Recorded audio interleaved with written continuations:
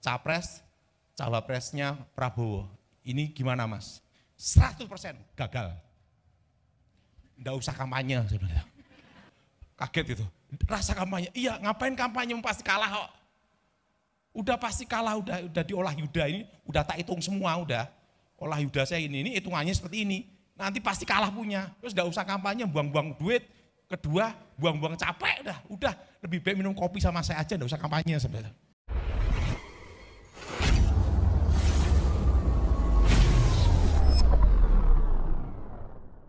Shalom sahabat khotbah populer, Yesus yang populer harus dikhotbahkan. Akhirnya, prediksi hambanya Evangelis Dautoni beberapa tahun lalu terbukti. Ini dia.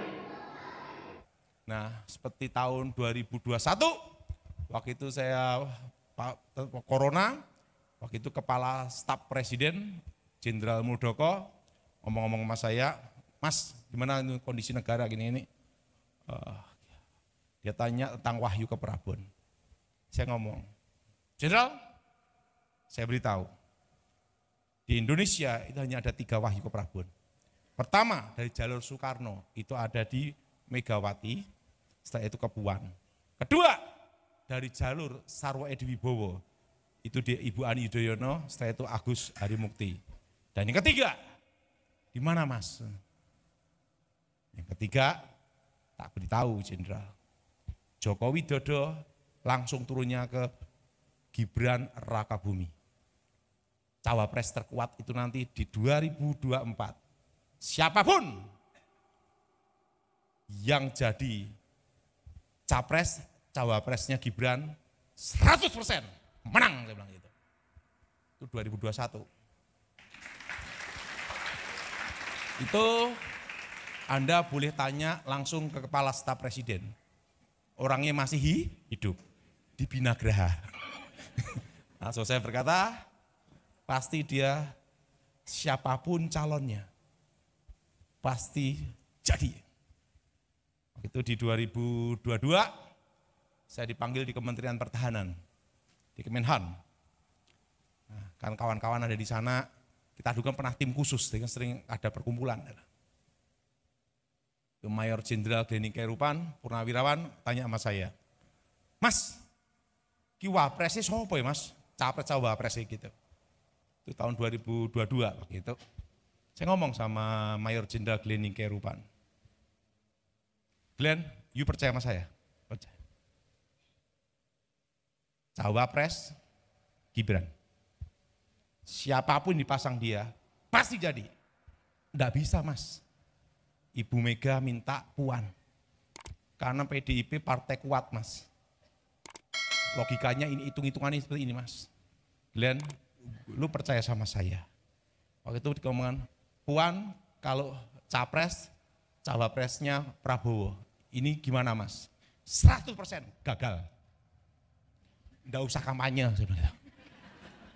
Terus gagal, nggak usah kampanye, saya bilang gitu. Kaget itu. Rasa kampanye, iya ngapain kampanye pasti kalah kok.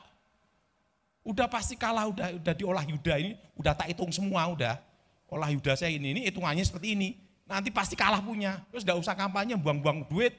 Kedua, buang-buang capek udah. Lebih baik minum kopi sama saya aja, nggak usah kampanye sebenarnya. Nah, oh gitu Mas? Iya udah. Beritahu 08 Prabowo bahwa cawapres suruh ambil Gibran. Siapapun dipasang dia 100% menang. Itu 2022. Yang bener Mas, iya. Wis sampai ke kono. Dan karena sama Letnan Romulus 9 saya ngomong, Gibran udah pasti udah. Saya udah ngomong Muldoko juga, udah. Tahun 2022 saya ngomong di media sosial. Cawapres terkuat Gibran Rakabumi Raka. 90% menang. Kenapa saya ngomong 95%?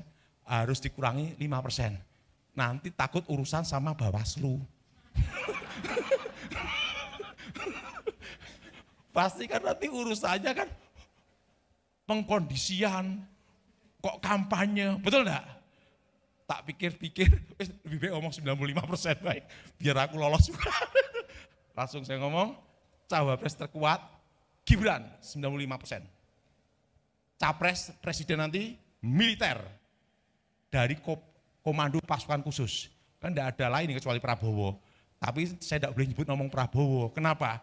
Nah, urusan mai undang-undang ya. Lebih baik samar ke baiklah. Nah itu 2022. Waktu keputusan MK nanti munculnya seperti ini, Glenn. Jenderal, ini kira-kira MK nanti bakal keputusannya seperti ini.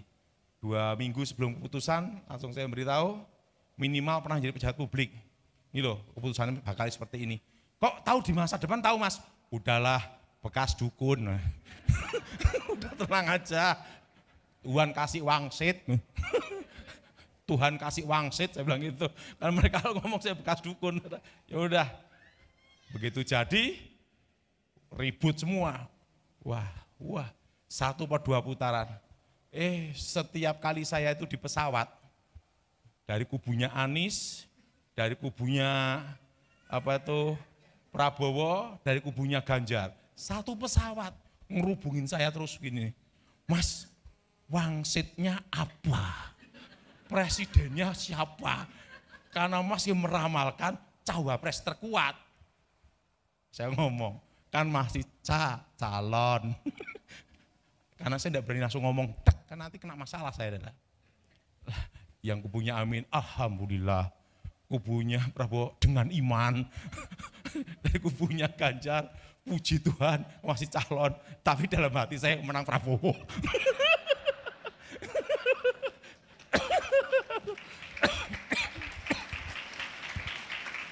Tadi malam juga dari Kementerian Pertahanan telepon saya malam ya telepon sama Mas Ibas juga Edi Baskoro, kau telepon, "Pi Mas gini udah tenang aja lah." Satu hal, Saudara. Wah, gitu saya kasih ingat. Kalau udah Tuhan punya acara tuh tidak bisa dicegah, Saudara. Amin. Ingat, Saudara, Pak, setelah Pilpres ini bakal ada demo besar enggak? Saya kasih tahu rahasia penting. Yang demo duitnya entek.